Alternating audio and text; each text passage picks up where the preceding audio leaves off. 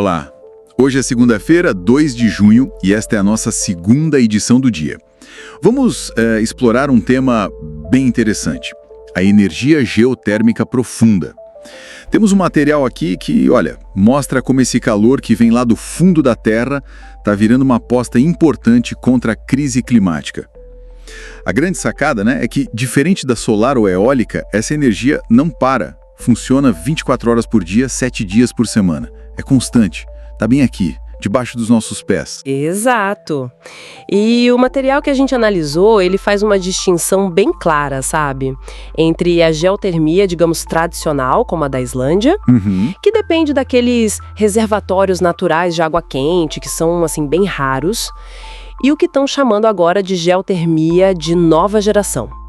Essa nova abordagem, ela parte de um princípio bem simples, na verdade. Quanto mais fundo a gente perfura, mais quente fica. A temperatura sobe tipo uns 25 a 30 graus Celsius por quilômetro. A inovação mesmo está em como chegar nesse calor, que está em todo lugar, e usar ele mesmo onde não tem essa água subterrânea quente natural. Ah, então a chave é mais a engenharia do que contar com a sorte geológica, né? E o material fala de umas tecnologias bem curiosas. Menciona o sistema Evorloop, lá na Alemanha, da empresa Eivor. Como é que funciona isso? Sim, o Evorloop é interessante. Eles perfuram para baixo, né, milhares de metros, e depois fazem perfurações horizontais, bem longas. Aí criam tipo um circuito fechado lá embaixo. A água fria desce por um lado, passa por esses túneis horizontais, esquenta direto na rocha quente e seca mesmo por condução. E depois sobe quente pelo outro lado. Não precisam de água lá embaixo, nem de fraturar a rocha. É como um grande radiador subterrâneo. Um circuito fechado? Tipo um radiador, entendi. Faz sentido. Mas parece que tem outras abordagens também. A Fervo Energy nos Estados Unidos, eles usam outra técnica, né? Algo adaptado do gás de xisto. Isso, correto. A Fervo usa uma técnica parecida com a fraturação hidráulica, que o pessoal conhece da extração de gás de xisto. Eles perfuram e injetam fluido com alta pressão para criar pequenas fraturas na rocha quente, que normalmente seria impermeável. Isso cria basicamente um reservatório artificial. Aí a água consegue circular entre os poços de injeção e os de produção e vai aquecendo no caminho. Ah, tá. Então, enquanto a Eivor faz esse radiador, a Fervo meio que cria o próprio reservatório de água quente lá embaixo.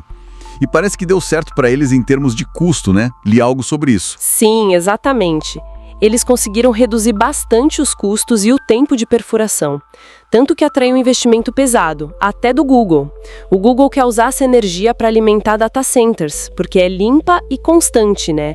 É uma validação importante para essa tecnologia. E não para por aí, né? Tem a Quasi Energy, que quer ir ainda mais fundo, 20 quilômetros. Como assim? Pois é, a Quasi tem uma proposta bem mais radical para perfuração. Eles querem usar ondas milimétricas. É tipo um feixe de energia parecido com o que se usa em pesquisa de fusão nuclear, que consegue basicamente vaporizar a rocha. O objetivo é chegar a uns 20 quilômetros de profundidade. Lá embaixo, a temperatura passa dos 500 graus Celsius. Nossa, vaporizar rocha a 20 quilômetros.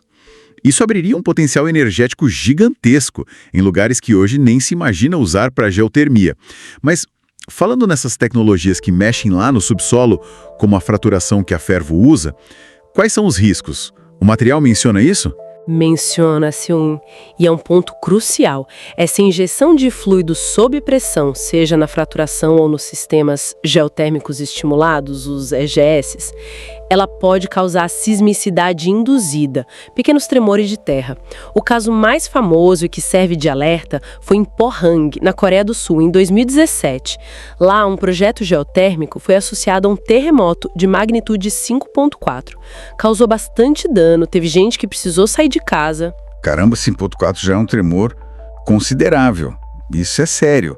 Quer dizer que o monitoramento tem que ser, assim, impecável. Absolutamente. É fundamental monitorar qualquer microsismo em tempo real, ajustar a pressão, o volume de injeção, gerenciar o risco com muito cuidado. Existe todo um debate sobre como fazer isso da forma mais segura, ainda mais porque esses projetos tendem a ficar maiores e mais numerosos, né? Entendi. Então, de um lado, um potencial enorme, né? Transformar o calor da Terra numa fonte de energia limpa constante. Mas do outro, desafios técnicos e de segurança bem importantes para lidar. A grande virada parece ser essa capacidade de engenheirar a solução onde a natureza não deu de bandeja. Exatamente isso. A gente está saindo de depender da geologia certa para ativamente criar as condições que a gente precisa. Isso muda tudo em termos de onde e como a geotermia pode ser usada. Fascinante e complexo ao mesmo tempo. Vamos fazer uma pequena pausa e voltamos já.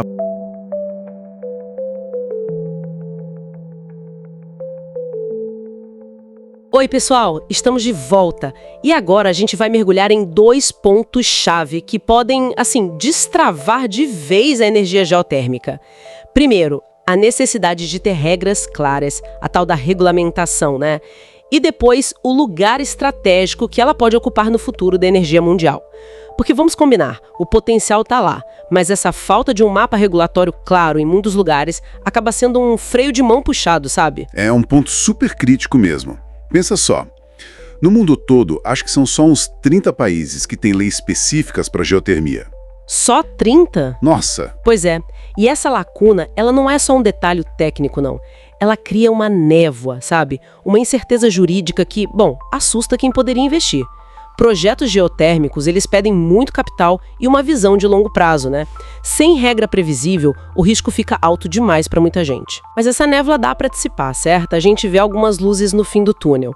Países como Alemanha, Estados Unidos, eles estão mostrando que dá para criar um ambiente mais convidativo. Sim, exatamente. Eles entraram com subsídios, seguros específicos, garantias financeiras, basicamente ajudando a amortecer aquele impacto do custo inicial de perfuração, que é a grande barreira, né? Com certeza, é a grande barreira. E isso mostra que, quando tem vontade política, a coisa anda. É um sinal positivo. E essa clareza nas regras, ela alimenta direto o valor estratégico da geotermia. Olha a Europa, por exemplo. Lá, ela é vista como uma peça fundamental para fortalecer a segurança energética, para reduzir a dependência de gás, de petróleo importado. Que é uma questão geopolítica super delicada sempre, Sempre foi, né? Então a geotermia entra aí como uma alternativa local, mais estável. E tem a questão da confiabilidade também, que me parece um diferencial enorme. Essa capacidade da geotermia de gerar energia firme, sabe? 24 horas por dia, 7 dias por semana. Faça chuva, faça sol. Exato. Energia de base, né? Isso é fundamental para equilibrar a rede, para complementar fontes como a solar e a eólica, que a gente sabe que são intermitentes por natureza. Imagina o impacto disso para áreas urbanas muito povoadas que precisam de muita energia o tempo todo de forma confiável. O potencial em escala global é realmente impressionante. Tem estimativas que falam que a geotermia poderia suprir uns 15% da demanda elétrica do mundo até 2050. 15%? É muita coisa. É bastante. E um dado interessante, China, Índia e Estados Unidos, esses 3 juntos, eles concentram tipo 75% desse potencial todo que está aí, latente. Na Ásia, por exemplo, poderia ser uma ferramenta poderosa para substituir o carvão. E tem o fator humano também, não podemos esquecer. A geração de empregos, né? Isso, empregos qualificados. E tem uma sinergia muito interessante com a indústria de petróleo e gás. Pega o exemplo da Fervo Energy, lá nos Estados Unidos. Cerca de 80% dos custos de perfuração e, olha só, até 90% da mão de obra vem direto do setor fóssil. É uma transição, sabe? De conhecimento, de pessoal. Faz todo sentido. Essa sinergia e a estabilidade da fonte não passaram despercebidas, então. Dá para entender por que gigantes da tecnologia, tipo Google ou Microsoft, estão de olho nisso e investindo. Com certeza. A demanda deles por energia limpa e principalmente constante para alimentar os data centers é gigantesca. Isso ajuda a dar mais visibilidade para a geotermia, né? Sem dúvida, eleva o perfil. Mas, o desafio financeiro ainda é grande. A Agência Internacional de Energia estima que a gente precisa de investimentos na ordem de $1 trilhão na próxima década. 1 trilhão? Uau! Para tornar a geotermia competitiva em larga escala. Agora, compara isso com o que as grandes petrolíferas investiram recentemente. Algo tipo $140 milhões. É uma gota no oceano. Exato. Mesmo considerando os mais de 2 bilhões em incentivos de governos anunciados em 2024. A esperança está na queda de custos, que se projeta talvez uns 80% até 2035, e também na maturação de tecnologias como os sistemas geotérmicos avançados, os EGS, que permitem criar reservatórios onde não existem naturalmente, sabe? Expandindo o alcance geográfico. Entendi.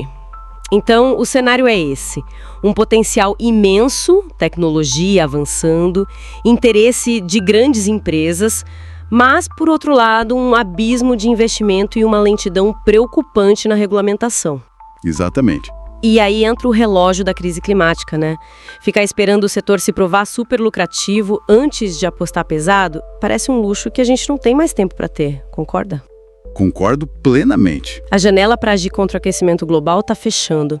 Essa inércia política, financeira, pode fazer a gente perder uma fonte de energia limpa, constante e, assim, praticamente ilimitada. O que nos deixa, então, com uma pergunta final que fica pairando no ar, né? A energia que pode moldar o nosso futuro está, literalmente, debaixo dos nossos pés. Mas será que a gente vai ter a visão, a coragem política e a decisão empresarial para perfurar fundo, para navegar essas incertezas e transformar esse potencial todo em realidade? Ou será que o medo do risco, a hesitação, vão nos manter aqui na superfície, deixando essa oportunidade escapar? Fica a reflexão. Uma reflexão muito poderosa para a gente fechar essa análise. Muito obrigada pela companhia de todos nessa exploração de hoje. E lembrando, o podcast vai ao ar de segunda a sexta, às 7 horas, meio-dia e 17 horas. E aos sábados, ao meio-dia.